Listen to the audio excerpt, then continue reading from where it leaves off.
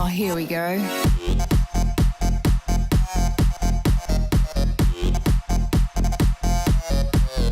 Tits. Offence is taken, not given. No need to disarm the world. Just make yourself bulletproof. Hi guys! These words really resonate with me. I read that sentence and it makes perfect sense. But perhaps it comes from my nature to not take offence easily. Some would say choosing whether or not to take offence is a position that's available only to those who are already empowered. But to me, that's a crock of shit. I believe that if you're never exposed to dealing with hurtful comments, then how will you ever learn to brush it off and rise above it? All you'll learn is that you should always get your way and that people should accommodate themselves to your comfort. But life doesn't really work that way, does it? The reality is, you have no power to change other people, only power to change yourself, and we can use this power to shape and change today and the future to come.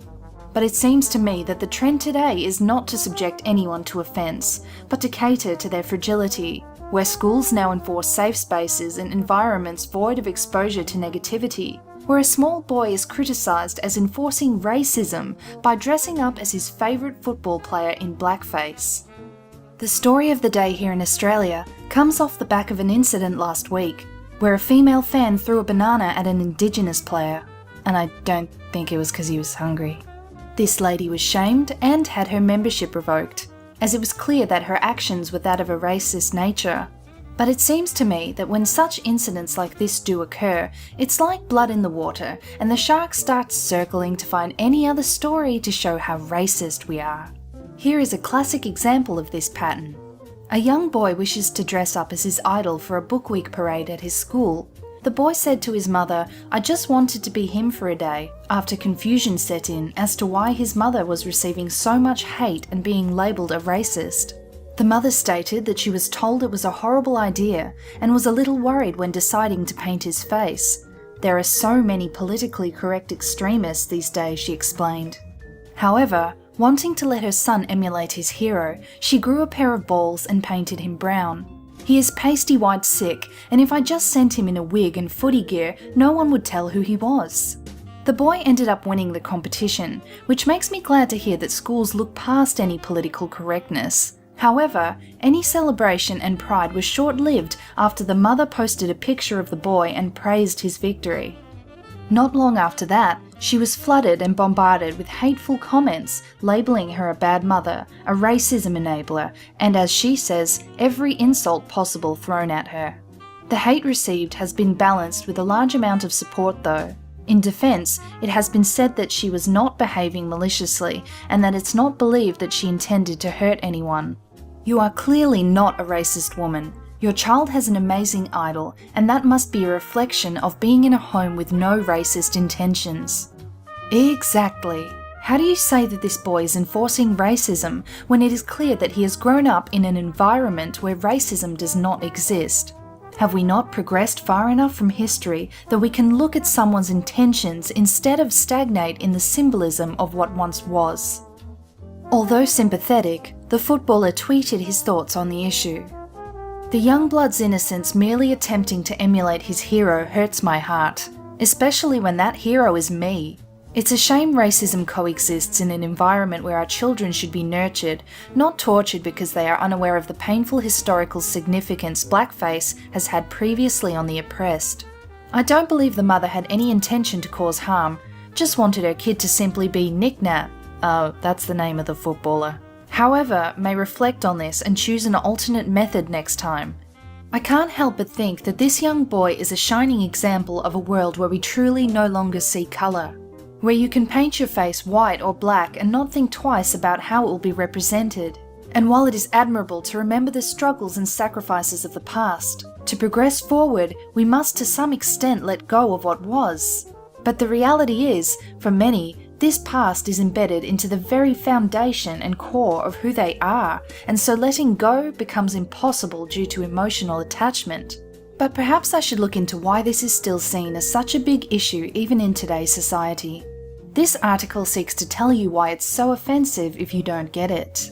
The major issue behind blackface is the history of black oppression and that blackface was used as a method to dehumanize black people. They were mocking portrayals that reinforced the idea that black people were inferior in every way. To me, once again, it comes down to intention. If your intention is to mock and ridicule a black person in a cruel and vindictive way, then the connotation takes on an ugly tone and should not be supported.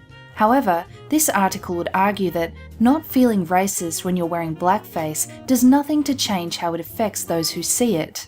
Your innermost thoughts don't change the impact blackface has on the people of all races around you, or the way it reinforces stereotypes and the idea that blackness is, at best, a joke. So because someone else thinks black people are a joke, you should change your behaviour even though you don't share these views, just to protect the feelings of those who would be offended. On a lighter note, here are some instances where blackface, or brownface I guess, isn't perceived as a problem. Fake tanning yourself until you look like a burnt Oompa Loompa's dick. Or blacking up that face in the army for camouflage. And what's interesting is that the offence to blackface creates this offence to whiteface counter-argument. As to say, if it is racist to paint my face black, then shouldn't it be racist to paint your face white? Here Snoop Dogg'll crack it up. It all becomes a ball of confusion, really. We may very well live in a society that strives to not offend and uses a concealer of silence and guilt to hide away from labels of political incorrectness. But using politeness as a band-aid so as to not offend anyone won't heal what happened in the past. You cannot truly change another person, but you have complete power to change yourself. When words and symbols hold no power over our emotions, then power is taken from those who would use them against you. No matter what history is tethered to it, the value of an insult is measured in the offence taken from it. Time can be measured in what we make of today.